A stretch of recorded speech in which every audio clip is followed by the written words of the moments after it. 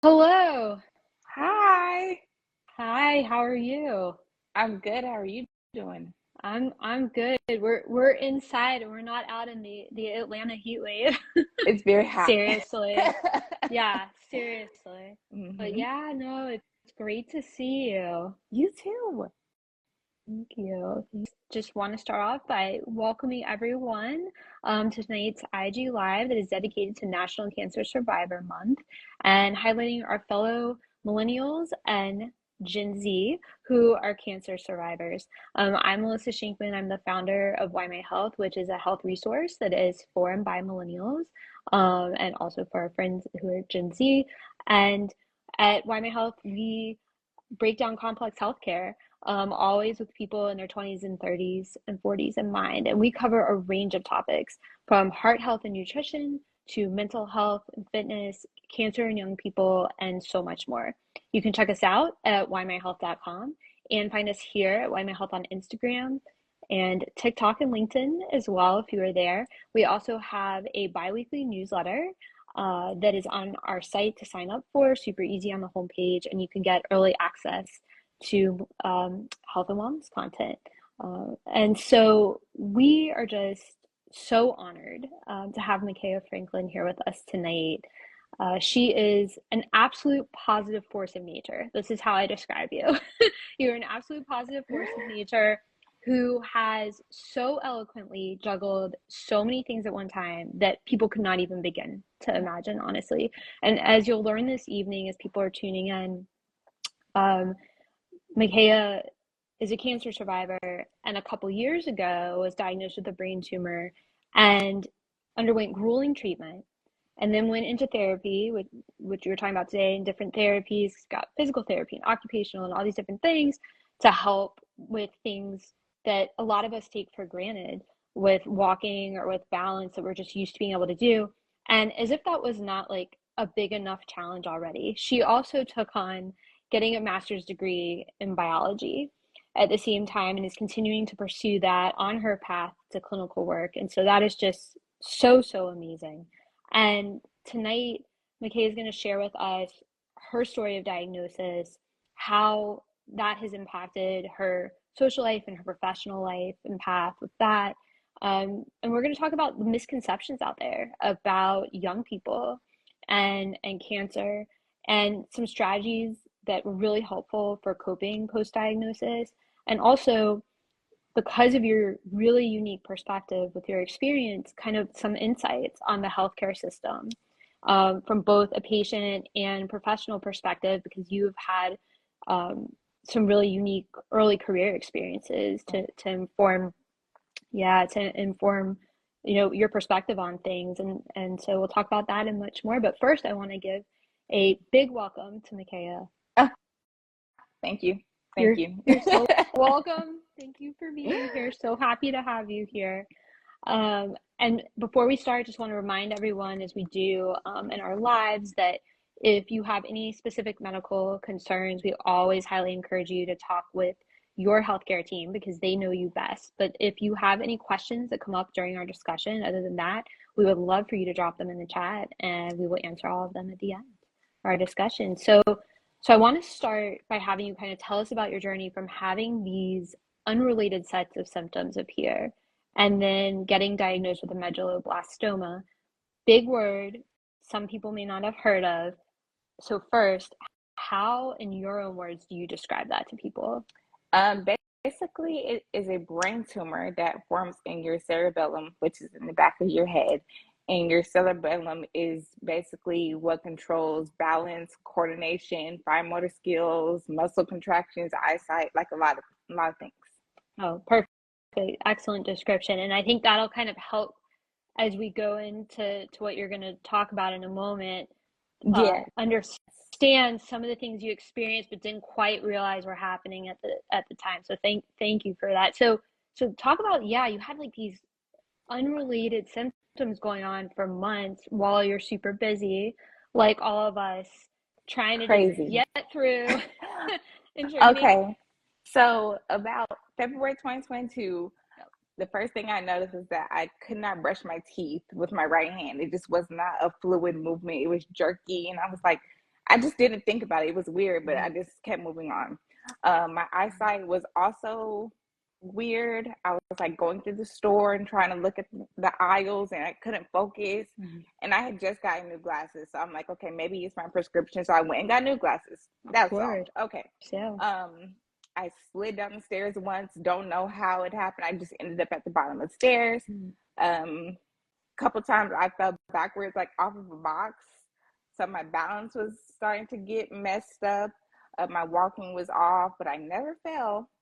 So I was like, okay, this like didn't really think about that. But going up and down stairs were a little more difficult. Like I would have to hold onto the handrail because I was like nervous that I would fall or trip or something. But my hand was trembling, like carrying stuff. It wasn't visibly trembling, but when I would carry the popcorn, for example, at the movie theaters, or I kind of spilled a drink going up the stairs, that's when I noticed that I was dizzy. When I would bend over and like get back up, I would be dizzy. My mom thought I had a vitamin deficiency because I was weak. She was like, you don't eat enough, so that's the problem. And it's like, maybe. But then when my handwriting declined, then I really was concerned because I had really beautiful handwriting. I love writing, and at my job, I would have to like write my patient's name and information and stuff. So when that started to look really bad, that's when I was like, okay, maybe something's wrong. And then I was working in the hospital at the time, and stroke patients come in, and we always do like the finger to nose test with them. And so I tried to do it with my mom, and I was like hitting my cheek and hitting like I was not hitting my nose. And so that's again when I realized, something was wrong. So I was like, maybe it's advanced carpal tunnel because my hand is like messing up, and I don't know. Went to the doctor and told them all that I just told y'all, and ran the CT scan, ran the MRI, and boom, medulloblastoma. Wow. Unbelievable when you think about the different types of symptoms, how the order they appeared, what they were, and how much it took, which I think for a lot of people in our age group is the case, because we are so busy, and we don't take certain things seriously, and we find other reasons to justify, right? Like this has to be related to something else. It's no big deal. Like the glasses, for example, what you were saying, absolutely. Most people, they would have thought the same thing. They would have thought and the it was same just thing. like so many unrelated things. So I'm like, okay, I didn't think to put all of that together to one thing. Oh, I have a brain tumor. Who would think that? You know? Yeah, exactly. No, absolutely. And now you underwent surgery and chemotherapy and radiation for your treatment. How did all of that impact your professional life as you were already in this process? You were working as a scribe in the ER at the time of all of this and had other plans in mind career wise. So how did it impact your professional life and gaining, experience in early career? Okay, so about a year before I was diagnosed, I graduated college, came home, started working in the ER because I wanted like patient experience. I wanted to know, what was it like because I was trying to prepare for medical school. So I was studying at the same time, all that stuff. Then of course, about a year, something later, almost 2 years later, got diagnosed. And after I didn't work for a considerable amount of time, they nicely fired me and said, maybe, maybe you can come back when you get better. Like, I was like, okay. So completely halted my experiences, like getting my experiences and studying to go to medical school, like everything stopped. So during my like hiatus, I decided that I just didn't want to go to doctor's appointments and physical therapy and occupational therapy and getting treatment. So I was like, what else can I do? So I decided to get my master's in biology, which I'm still getting right now. And that's so I wouldn't be sitting here. And so now it was hard because I had to get accommodations for my classes. I wasn't feeling well half the time because I was still going through getting treatments and everything. But I'm proud to say the whole time I've gotten A's and B's. So that is a testimony. Absolutely. 100%. 100%. No, that's excellent. That's absolutely excellent. That's why I said in the beginning, like most of us, like people juggle different things, but to juggle all of that, Yeah. people can imagine is absolutely incredible. And, as far as your social life goes, how did the treatments impact that? Because you weren't, like you said, you weren't feeling well the different No. points in time, and you couldn't do things like driving and things that you used to be able to So do. yeah, my social life completely stopped. I was not going out. I wasn't taking pictures and posting on my Instagram anymore because I didn't like how I looked. Of course. I didn't mention it, but after the surgery, I had double vision. So I was walking around with patches on my eyes. I looked like a pirate. So it just wasn't very attractive, and I didn't want to post pictures. So that people would come to see me at my house, but if they weren't coming to see me, I didn't see people. I didn't go outside. If they didn't call me, they didn't like nothing. And then I also had to stop driving after my surgery, and that was frustrating, debilitating because I couldn't do anything. But I just started driving again about 4 months ago, and Awesome. just a freedom just to be able to do things, not have to depend on people, being able to take myself places and do different things. So my social life now has started increasing. I've been able to go out and do more. So yeah, it's really good. No, that's wonderful. And I think that's something that a lot of people don't think about. They often think about just treating the condition, but they don't think about all the other aspects. Especially for younger people, you're in the middle of building your career Right. and your social life. So that's really important to be able to share with people and do that. But Yeah, it's wonderful with the driving. I'm happy you're very, very happy for you. You're back. That is a yes, huge independence I'm thing. very And excited. definitely And then in the last 2 weeks, at first, I went to Arizona for my sister's wedding. I was a bridesmaid. Wouldn't wonderful. dream of being walking down the Sure. aisle. Like I couldn't walk. I was on a walker. So like that is just a big deal for me. And then traveling, another thing. And then the next week I went to Denver to see my family. Again, solo trip, traveling by myself. Like I'm just doing a lot more, seeing more people, doing more things. So only up That's from here. wonderful. Definitely, absolutely. No, Yeah. that's absolutely, absolutely wonderful. And what were some of the strategies? Because you have such an amazingly positive attitude, in general, but for you, what were some of the strategies for coping with all of the changes that you've had to go through, in your life and changes that were happening to your body at the time that you found to really be helpful for you and that you would recommend to other young people? Well, I journaled before everything happened, and so that was another thing that was like important to me after the fact, not only to like document the experience so I could remember it now or like in the future, but just to get out what I was experiencing, what I was feeling, what I was going through, also so I could remember that, like, wow. Yeah. And then secondly, I think like the support of my friends and my family, people calling me, people coming to visit, like that was a really big support and helped me cope. People bringing me gift baskets and everything. It was just really, really nice to have that support. No, that's absolutely wonderful, and that's really helpful for people to know. Yeah. Uh, you have, as I was saying before, such a unique perspective to approach cancer with compared to other young people because you had studied science at the university level. You had worked in the emergency room of all places where you see everything.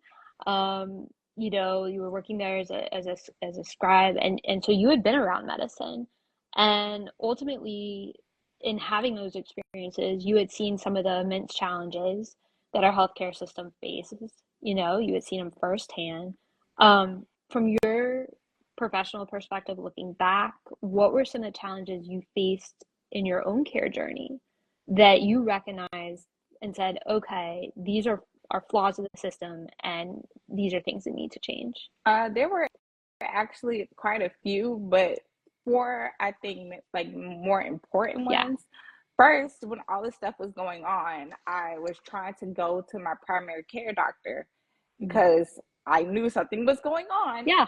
And they were like, oh, like, we can't get you in for another 4 months, basically. And, we'll try to fit you in before that. And I'm just like, okay, something's wrong now. Like, I need y'all to look at me now, not 4 months from now. Don't know what's going to happen. So that's why I ended up going to the emergency room to get checked. And actually, when I was a scribe, not that I was judging, Sure. but I would always think, like, why are people coming to the, ER for things that they could go to their primary care for? And it wasn't until I was put in that position where I understood, like, you can't get in and see your primary care. So that's one. Two, so right before chemotherapy, I hadn't talked to any of the fertility people. Nobody came to talk to me. And so I don't know, it was God that told me, maybe you should just bring that up and say, hey, like, I haven't talked to anybody. Can somebody come talk to me? And so a couple weeks before chemo, a guy came in and spoke to me at one of my doctor's appointments and was like, basically, you'll be infertile after chemo. If you would like to have kids, you need to freeze your eggs or, do whatever you need to do. And he said it nicely, but basically, it's not for you. That's what it Yeah. came off. Yeah. Came off. Yeah. And so I was like, oh, okay. And so because of the lack of communication and with me and with the other doctors and the rush that was like, you're telling me this 2 weeks before I have to get chemo. So the option that I wanted to do was to travel and get my ovaries removed. That's what I wanted to do.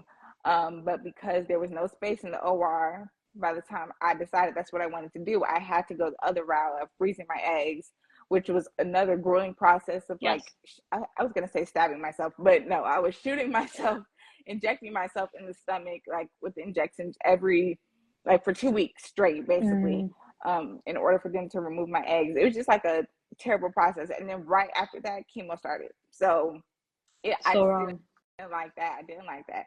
Of course not. And then I think the healthcare system in general is kind of, how do I say that? A lot of African American women, to be exact, experience a lot of disparities.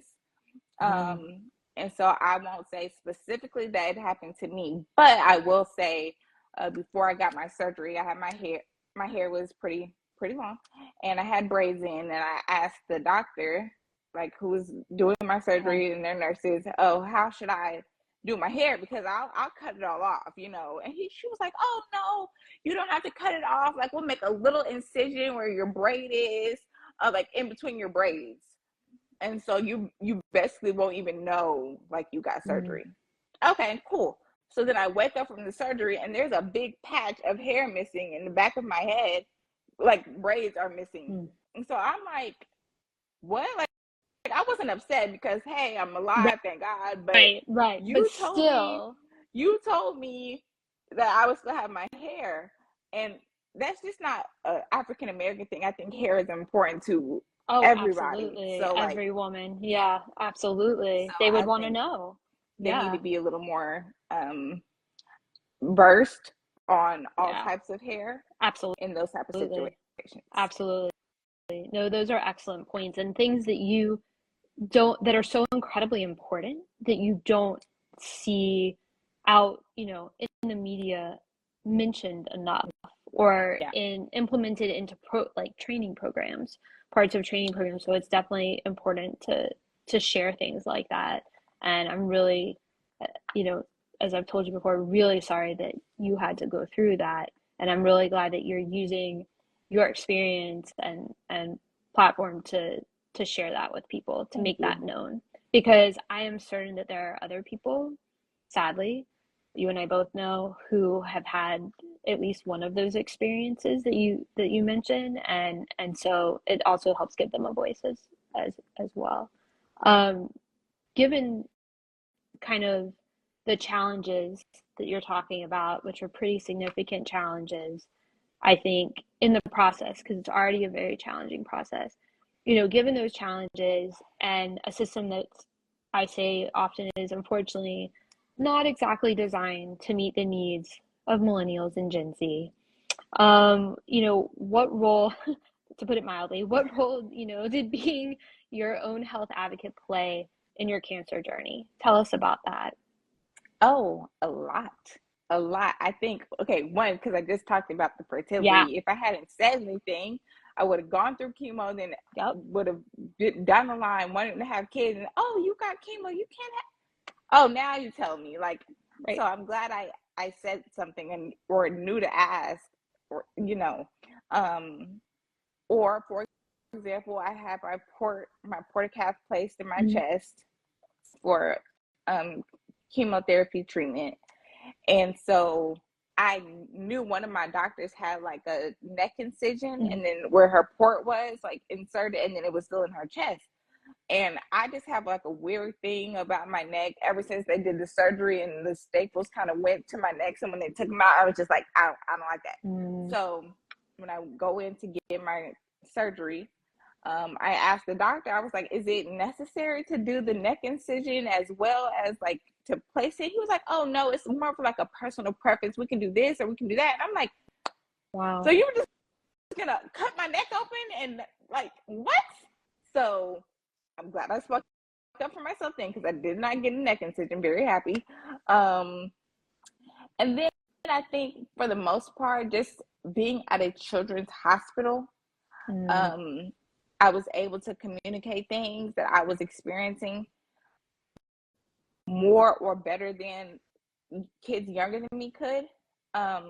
So a lot of things that I was telling the doctors, they said they had never heard before, which makes sense, I guess. But so that, in that sense, advocating for myself, telling them, no, like this is really going on. Like I lost grip strength in my right foot. I couldn't keep my sandals on my right foot. And so I was telling them that, and they were like, what? I've never heard of that. I have to call so-and-so and see if they, yeah. And also my medulloblastoma, it was a childhood tumor. And that's why I was at the children's hospital getting treated instead of an adult care facility. Yeah. Oh, and yeah, and that was one of the things that of the many unique things about what your diagnosis and your diagnosis experience was that it is something medulloblastoma is usually in kids. Yep.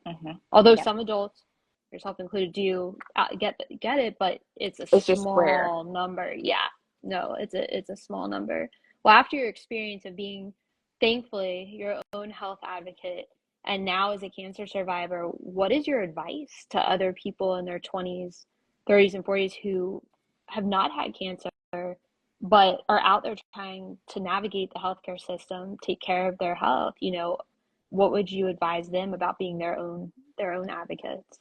I would say that you know your body.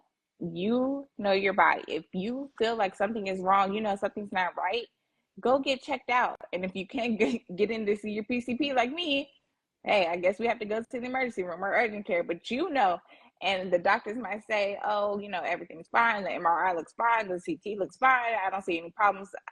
No, something's not right. Keep looking. So that's part of advocacy and letting people know what's going on. Absolutely. Absolutely. And I want to switch gears for just a moment and talk specifically about cancer survivorship. It's a whole different phase of the cancer journey, as you know well. What are some of the things that have surprised you about being a young cancer survivor, and what are some of the challenges that people might not know about? Okay, well, this is going to sound silly, but the thing that is making me the most upset right now is that I can't do TikTok dances like I want to. I see challenges all the time, and I'm like, oh, if I could just do it, I can't do it unless I'm standing still and it's like minimal movement. It's not going to happen. So that really grinds my gears. Typing and taking notes, that is also bad, just because my typing isn't as fast as it used to be, coming from being a scribe and typing really fast. Now I'm like not typing that fast. And then I love taking notes, and I'm in school, and so I want to like write stuff down, and I can if you want me to take 3 hours to write a sentence. Like okay, that's fine. So not being able to take notes, that's like frustrating. And then I think more towards the cancer part, Sure. people being unsure of my ability just because, it's been so long. So they don't know what I Yeah. can do, what I can't do. And they feel maybe a little uncomfortable saying, oh, can you do this? Can you, that, or the opposite, and people expecting that I can do more than I actually can do because it's been so long. It's been 2 years and I'm out doing stuff. I'm better driving and I'm going places by myself, so they can say, oh, Yep. you can do whatever, even if they don't say it. But that's not always the case. It's sometimes the case, but not always. Not always. Not always. Yeah. No, yeah, I no, have I, a story just last week at the wedding. I'm out yeah. there, dancing because I didn't think I was going to be able to dance at the wedding. I told my Mhm. sister that. I was like, yeah, I won't be able. I'll put my chair on the dance floor, but won't be able to dance. But I was doing my little Good two-step for at the wedding. you. But this guy out there, he was just having a great time, and he pulled me like closer to where he was, like to dance, and I almost Mhm. fell down. Like fast Oh my movement is not goodness. for me, but I didn't fall. I was just like, what? But people wouldn't know. I don't go around telling everybody, so Of people don't course. know. Like, okay, she has a little, something, she can't move like that, or they don't know. So Yeah. yeah.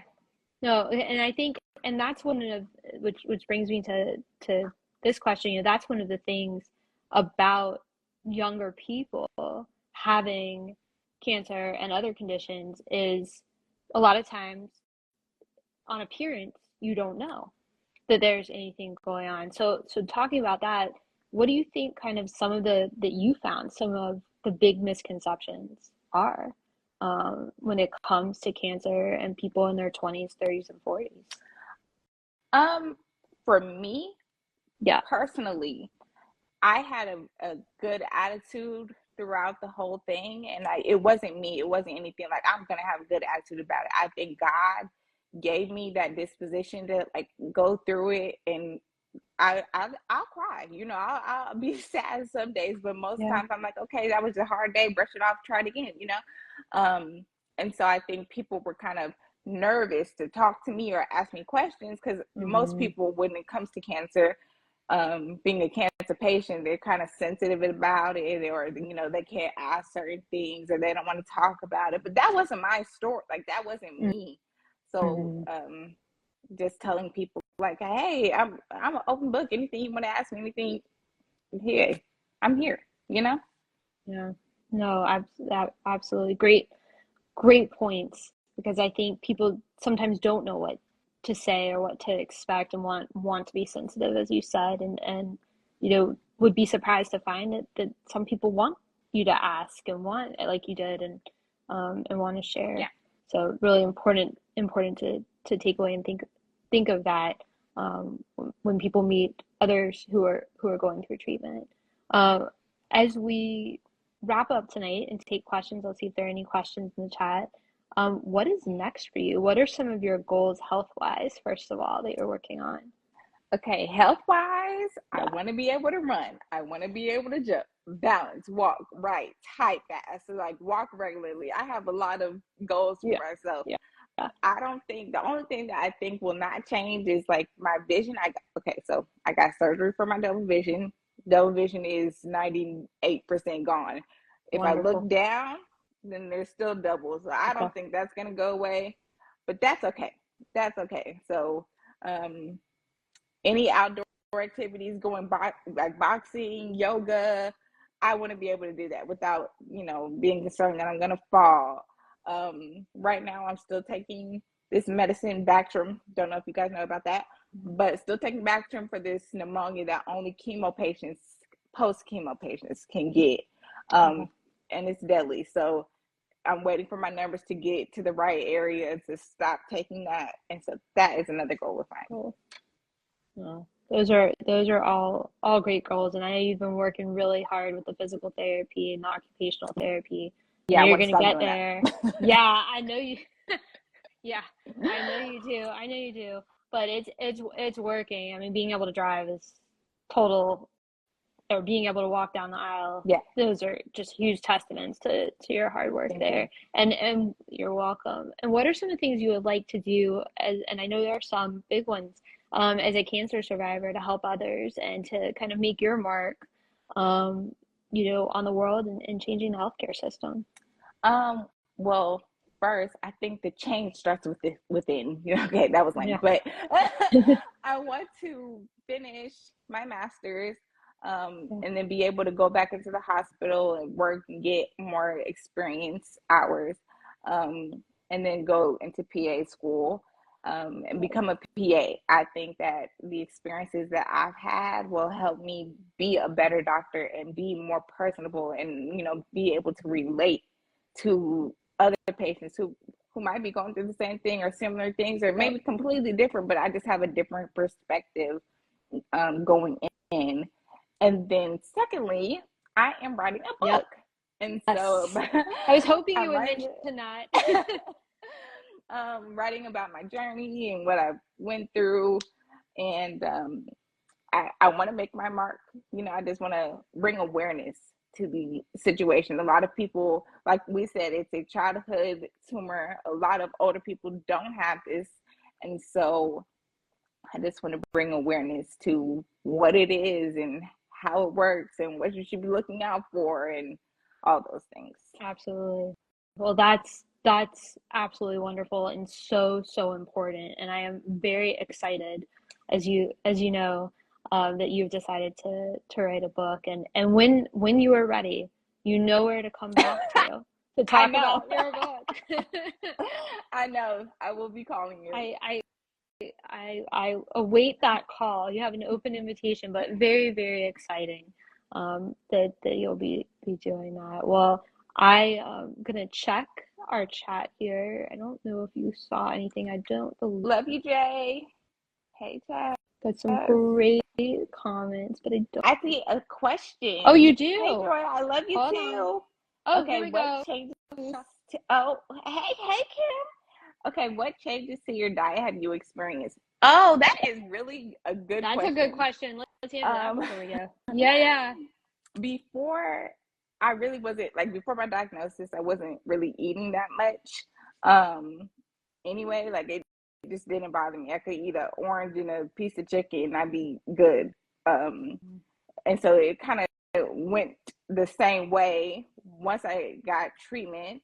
But then they were like, you need to gain weight in order to go through all this stuff. Like, you're going to be really sick if you don't gain weight. So I was drinking like protein shakes and, trying to eat. I had a nutrition trying to tell me like what I need to eat to increase my weight. And they were about to put a feeding tube in, another advocacy thing, because I was like, no. But then they were like, yes, if you don't gain weight. So I did. So yeah, my diet changed. And then when I was on chemo, I was getting really nauseous. And so I would be losing my food all the time. Like it was really hard for me to like keep anything down.